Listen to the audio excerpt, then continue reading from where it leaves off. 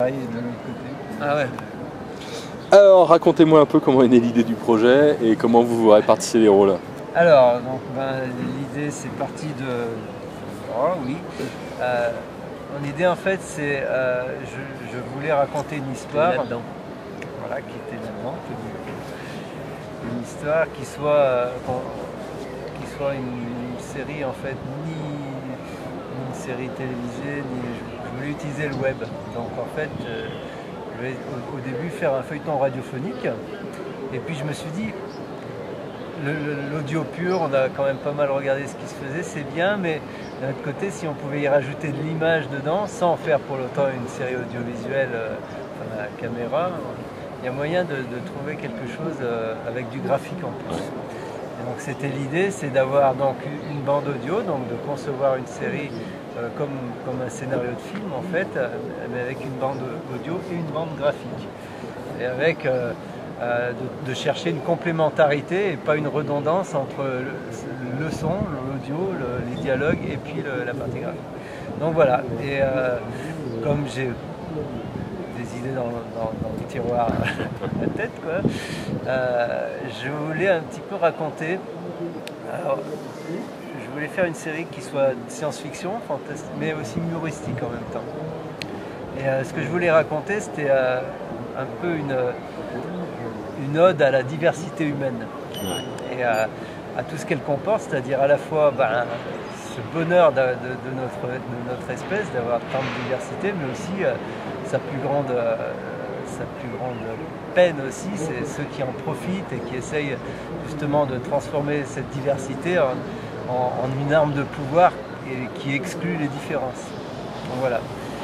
Et donc dans un cadre de science-fiction, l'histoire elle prend naissance dans un hégémon humain qui a lieu à peu près 400 ans avant notre ère, après qu'on ait quitté la Terre, qu'il y ait les premiers essaimés, donc que ce soit établi un petit peu pas très loin à l'échelle galactique, mais dans un autre système. Et dans cet hégémon humain, donc au sein de la galaxie, il y a deux autres espèces extraterrestres qui sont non pas hostiles, mais au contraire qui sont anthropophiles, c'est-à-dire vraiment qui sont fascinés par cette diversité.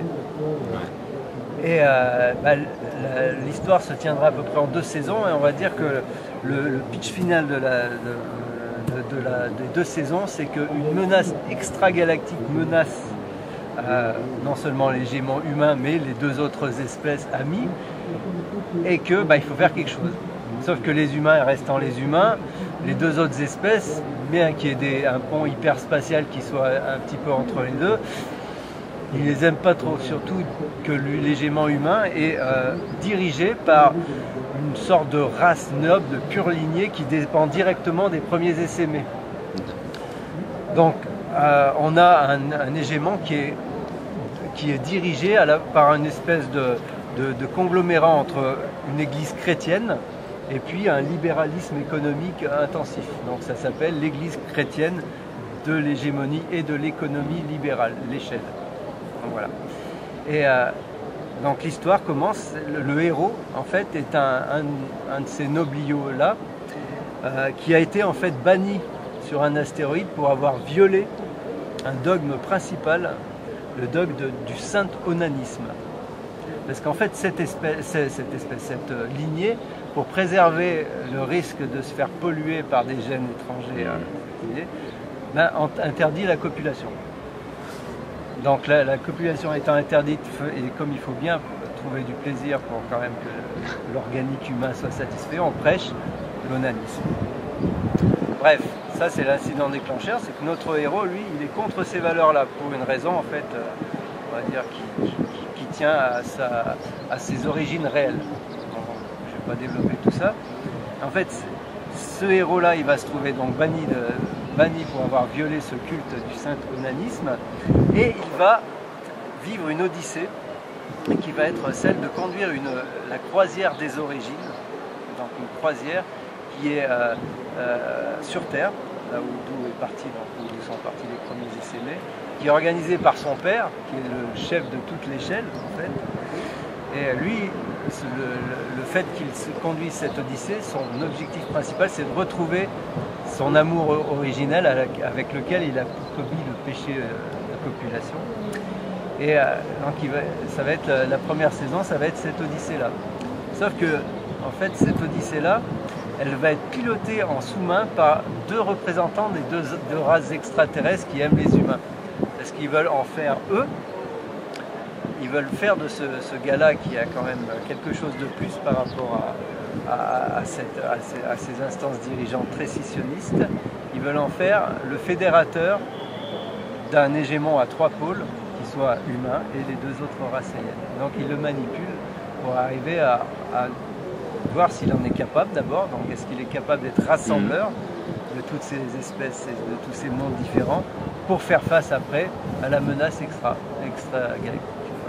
Gilles, qu'est-ce qui t'a séduit toi dans le projet et comment tu as travaillé un petit peu avec tout ça? Moi c'est bien simple, quand tu écoutes Eric et tu sens bien, je crois qu'on a bien perçu qu'il y avait un espèce d'énorme foisonnement, et moi c'est ce foisonnement là en fait qui m'a plu. J'avais vu une des créations précédentes d'Eric qui avait été montée en pièce de théâtre à Valence.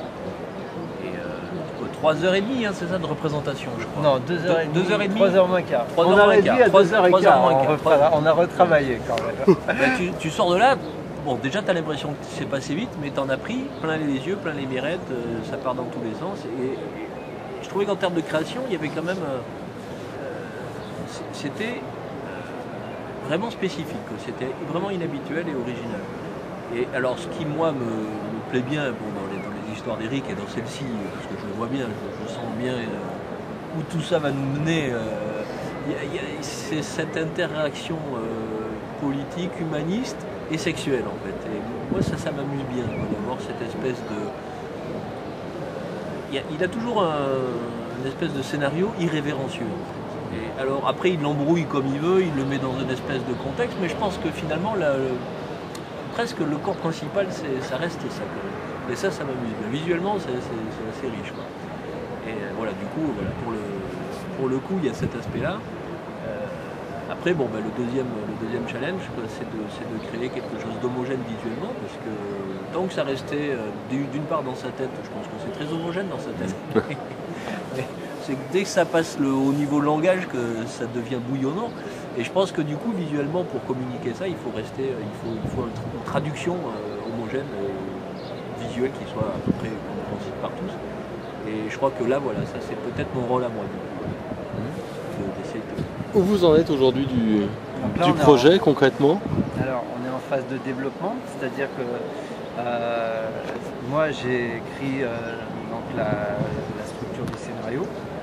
Ce qu'on appelle la storyline, c'est-à-dire sur la saison 1, donc c'est sur la saison 1. Pour l'instant, je n'ai pas travaillé à saison 2, sauf une structure externe rapide pour la saison 2. Et donc j'ai écrit la storyline de la saison 1, et on a beaucoup travaillé, j'ai beaucoup travaillé aussi, c'est les univers graphiques, justement, où j'ai communiqué pas mal d'informations à Gilles, et puis à Alix, notre dessinateur qui a travaillé aussi avec nous.